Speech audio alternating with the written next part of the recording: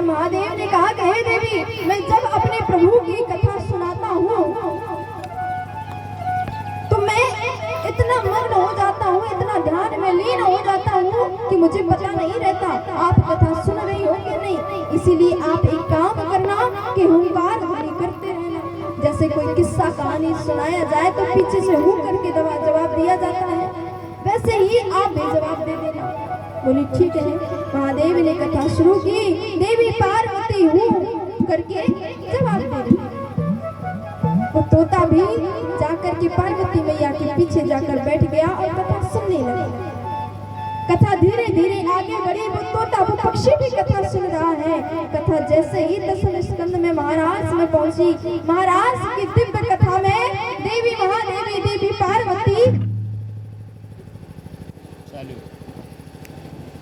देवी पार्वती लीन हो गई, योग ध्यान में चली गई और भान ही नहीं रहा कि महादेव कथा सुना रहे हैं।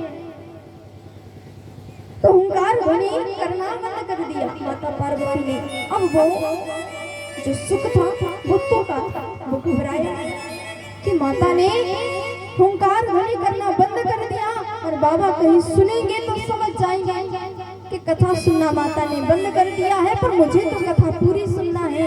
तो माता पार्वती के पीछे बैठ करके वो सुख वो तोता माता पार्वती की जगह हुंकार ध्वनि करने लगा। 11वें स्कंद पर कथा पहुंची, 12वें स्कंद पर कथा पहुंची और कथा विश्राम हुई। कथा विश्राम हुई तो महादेव ने जयकारा लगाया, बोलिए शिवा की बिहारी राम। जैसे ही जयकारा लगा तो जयकारे की आवाज माता पार्वती के कान में पहुंची। अरे महादेव, आप जयकारा लगा रहे हैं, मैंने तो कथा सुनी नहीं, मैं तो महाराज में लीन हो गई थी। बोली देवी, हुंकार ध्वनि आपने बराबर की है और कह रही है कथा नहीं सुनी। कथा तो बराबर हुई। समझ आ गया कि किसी ने मेरी कथा को चुराया है। महादेव को क्रोध आया, अपना त्रिशूल उठाया कि हे दुष्ट, कौन चोर है जो छुप कर बैठा है, जिसने मेरी कथा को चुराया है, मेरे समक्ष आजा, आज तुझे जीवित नहीं छोड़ूंगा। वो छोटा सा नन्हा सा पक्षी डरता हुआ कांपता हुआ छोटे छोटे पंखों से उड़ता जा रहा है, उड़ता जा रहा है कि मैं अपने प्राण बचा लूं। पीछे से महादेव अपना त्रिशूल लेकर भाग रहे हैं कि आज तुझे जीवित नहीं छोड़ूंगा, तूने मेरी कथा को चुराया है। वो पक्षी आगे आगे पीछे पीछे, महादेव पक्षी आगे आगे, बेचारा प्राण को बचाते हुए अपने नन्हे नन्हे पंखों से उड़ता जा रहा है। और कहाँ, जहाँ वेद व्यास जी का आश्रम था, माता बिटिका जो अपने आश्रम में सुबह सुबह भोर भोर जाग करके उबासी लेने के लिए मुंह को खोली तो उस पक्षी को कुछ नहीं दिखाई दिया, तो माँ के मुख में ये प्रवेश करके गर्भ में जाकर बैठ गया। अब महादेव कहते हैं कि दुष्ट तू बाहर निकल, नहीं तो मैं तुझे जिंदा नहीं छोड़ूंगा, तूने मेरी अमर कथा को चुराया है। ललकार रहे हैं और बगल में खड़े होकर के वेद व्यास जी हंस रहे हैं। महादेव बोले कि प्रभु, महादेव बोले व्यास जी आप हंस क्यों रहे हैं? बोले इसलिए हंस रहा हूँ कि महादेव आप बोल रहे हैं कि तूने मेरी अमर कथा को चुराया है, मैं तुझे जीवित नहीं छोड़ूंगा। एक तो आप बोल रहे हैं कि इसने अमर कथा को चुराया है, तो अमर कथा को जो सुन लेता है वो तो पहले से ही अमर हो जाता है, अब वो कैसे मरेगा? अब मुझे ये समझ नहीं आ रहा, इसलिए मैं हंस रहा हूँ। महादेव भी सोचने लगे कि मैं क्रोध में आकर के कुछ भी बोल रहा था। महादेव वहां से चले गए। धीरे धीरे समय व्यतीत हुआ, वही सुख वो माता बिटिका के गर्भ में जाकर बैठ गया। मारे भय के वो सुख वो पक्षी कितने वर्ष, 12 वर्ष बाहर ही नहीं निकला, माँ के गर्भ में बैठा, 12 वर्ष माँ के गर्भ में रहा। क्योंकि मैं बाहर निकलूंगा, मैंने जो ये दिव्य ज्ञान, ये दिव्य कथा सुनी है, मैं बाहर निकलूंगा तो ये ज्ञान मेरा व्यर्थ हो जाएगा। भूमि पर आऊंगा, इस मृत्यु लोक पर आऊंगा तो ये माया मुझे जकड़ लेगी, ये माया मुझे जकड़ लेगी। इसीलिए मारे भय के वो सुख बाहर नहीं निकल रहे। एक दिन वेद व्यास जी ने त्रिदेवों से प्रार्थना की कि हे देव, आप उस पक्षी को आकर, उस बालक को, मेरे बच्चे को आकर आशीर्वाद दें, जिससे वो बिना भय के इस धरती पर अवतरित हो जन्म ले। त्रिदेवों ने आकर गर्भ में ही सुखदेव जी को दर्शन दिए कि बेटा तू जन्म ले, और मेरा ये आशीर्वाद है कि तुझे मेरी माया नहीं व्यापेगी, तुझे मेरी माया नहीं पकड़ेगी। जब ये सुना तो ठीक 12 वर्ष बाद सुखदेव जी महाराज अपनी माँ के गर्भ से जन्म लिए। 12 वर्ष के बालक नालक छेदन भी नहीं हुआ और उसी समय अपने घर बार को छोड़कर माँ बाप को छोड़ करके सुखदेव जी महाराज एक क्षण बिना बिताए हुए वन की ओर, जंगल की ओर निकल पड़े। ऐसे सुखदेव जी के प्राकट्य की कथा हम सभी लोगों ने श्रवण की, जन्म की कथा श्रवण की। पर आइए आज जो वक्ता हुए हैं श्रीमद् भागवत के, जिनके मुख से ये कथा जन जन तक पहुंची है, ऐसे दिव्य श्री सुखदेव जी के जन्म के प्राकट्य की कथा हम सभी लोगों ने श्रवण की। और श्रोता जो हुए हैं महाराज परीक्षित, उनके जन्मोत्सव की कथा कल श्रवण करेंगे और आगे की भगवान की लीलाएं श्रवण करेंगे। और कहना ये है कि समय से सब लोग आए, क्योंकि हमारे भैया लोग आज 1-1:30 बजे से बैठ गए थे। और मैंने पूर्व में ही कहा था, कथा के पूर्व में, कि देखिए प्यासा कुएं के पास जाता है, पर ये सौभाग्य देखिए कि जिस कथा को निमंत्रण न्योता देने के लिए हमारे कई जन्म बीत जाते हैं, वो सौभाग्य प्राप्त नहीं होता। बिना न्योता दिए ही भगवान आपके घर आकर पधारे। ऐसे खाली भगवान की कथा नहीं, कहते हैं संत के चरण जहाँ पड़ जाते हैं वो भूमि धन्य हो जाती है। और ऐसे सदगुरु, ऐसे संत के रूप में हमारे गुरुदेव जी पधारे और उनके सानिध्य में आपको ये कथा श्रवण करने को मिल रही है। तो ये आप का घरबार सब छूट जाएगा, सब यही रहेगा, लेकिन क्षण निकाल करके, ये नहीं कि जब कथा शुरू हो जाए आधी निकल जाए तब कथा सुनने को आए, ऐसा नहीं है। कथा सुनने के लिए श्रोता वही है जो आतुर हो करके, जिसके मन में आतुरता हो, जिसके मन में इच्छा हो कि भगवान की कथा मुझे सुनना है, उसका नाम मेरे कानों में जाता रहे।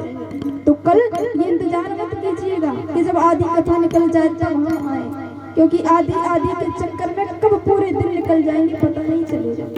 इसलिए मात्र 2-3 घंटे की बात है, ज्यादा कुछ समय नहीं है। आइए बड़े भाव से 2 क्षण के लिए हरि नाम का सहारा ले, तत्पश्चात आरती प्रसाद लेकर के घर जाएंगे। बोलिए श्री वृंदावन बिहारी लाल की।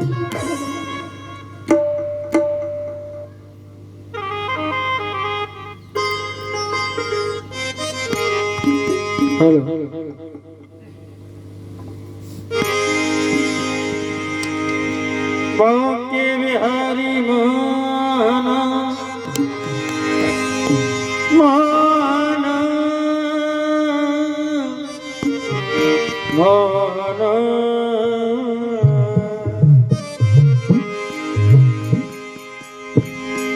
अरे जीवन है तेरे हवाले,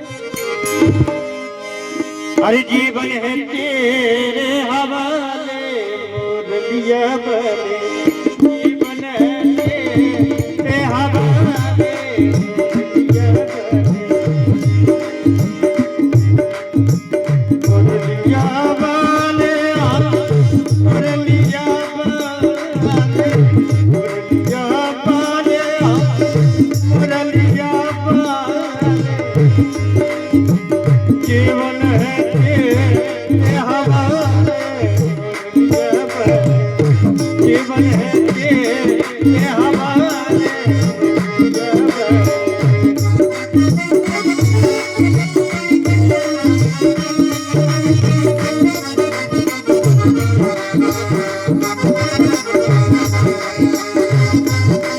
मुरलिया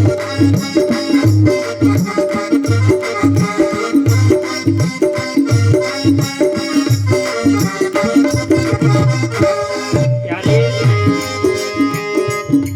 कठपुतली है तेरे हाथों की, हम कठपुतली है तेरे हाथों की, तेरे हाथों की, हम कठपुतली है तेरे हाथों की, तेरे हाथों की, तेरे हाथों की, जैसे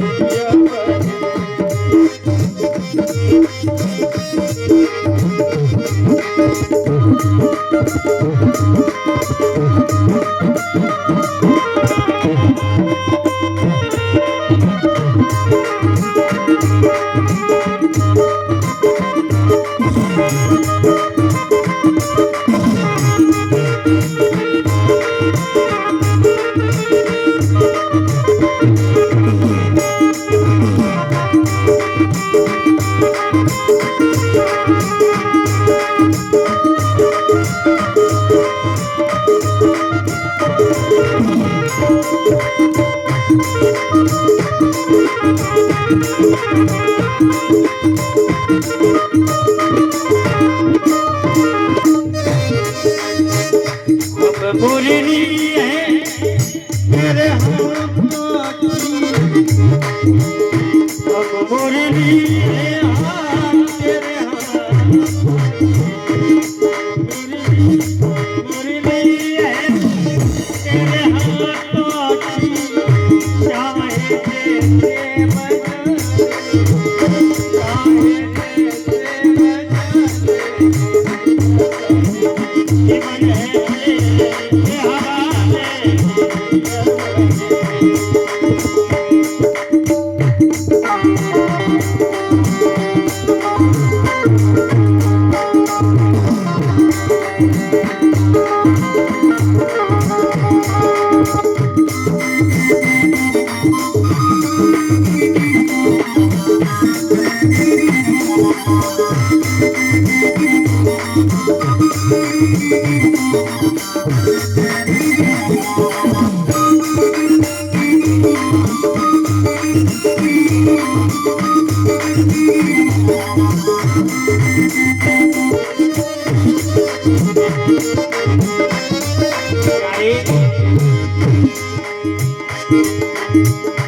मेरे अपने हुए बेगाने, मेरे अपने हुए बेगाने, मेरे अपने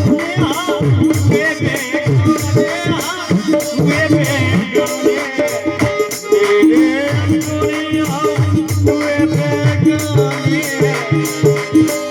तू ही तो अपना दे, तू ही तो अपना ले, जीवन है तेरे हवाले, जीवन है तेरे हवाले, जीवन है तेरे हवाले, जीवन है तेरे हवाले।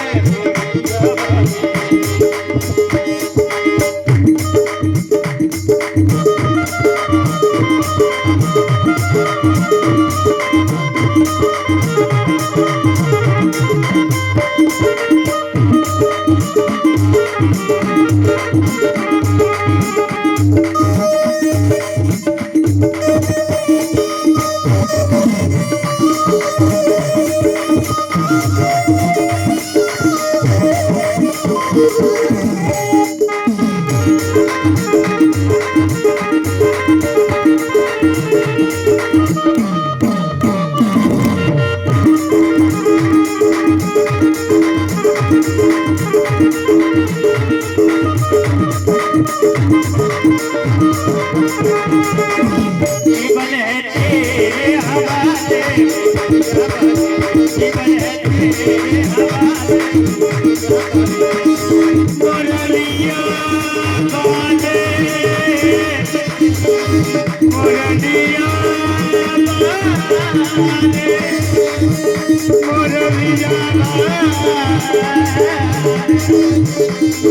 मुरलिया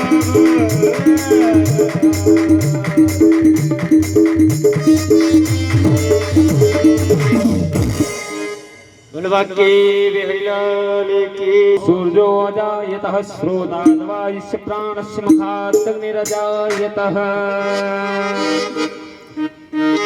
और मन में बस कर तेरी मूर्ति उतारो में गिरधर तेरी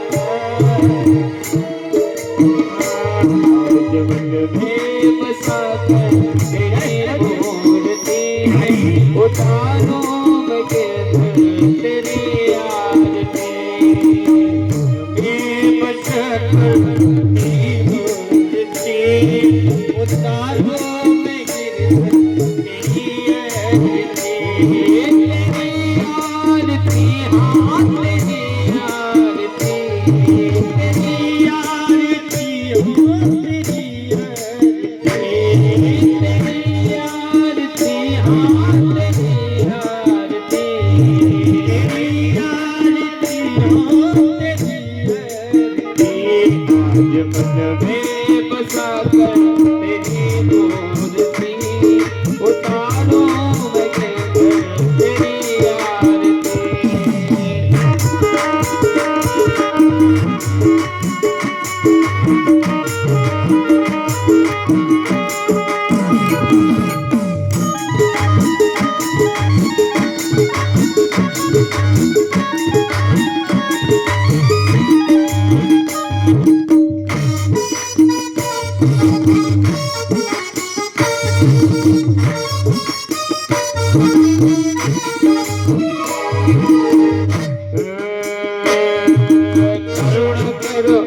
ज्ञान दो भगवान ओ में बसे आप मेरी कार दो भगवान। करुण करो ज्ञान दो भगवान आओ भक्ति आओ और दो भगवान। करुण करो कष्ट हरो ज्ञान दो भगवान ओ में बसे आप मेरी कार दो भगवान।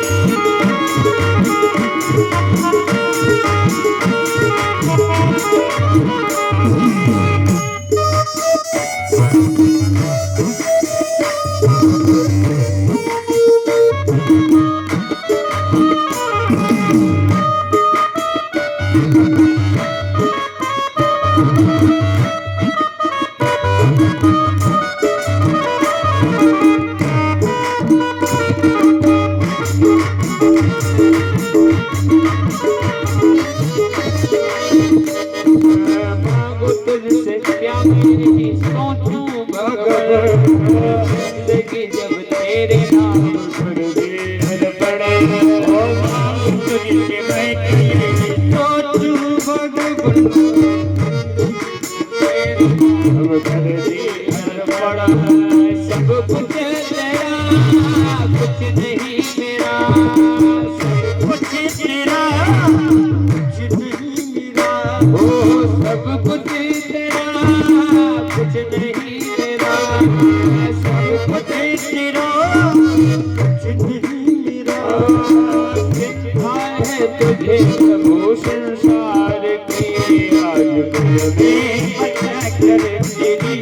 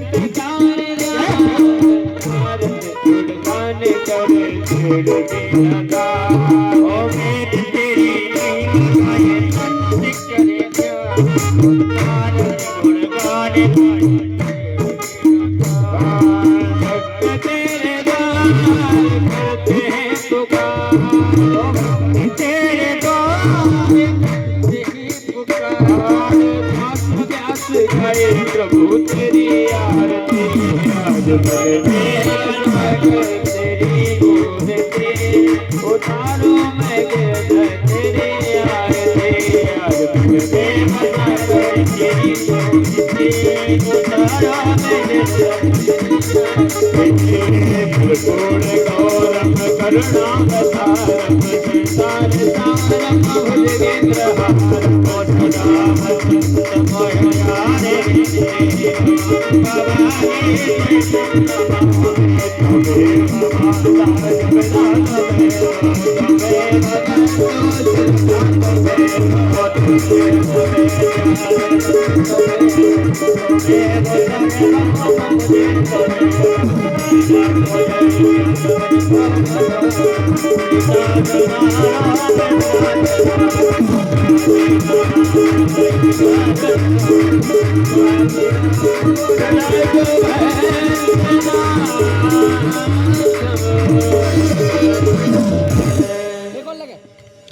ओम जलेन शीतले कर्णम शीतले तुम जगत्मादा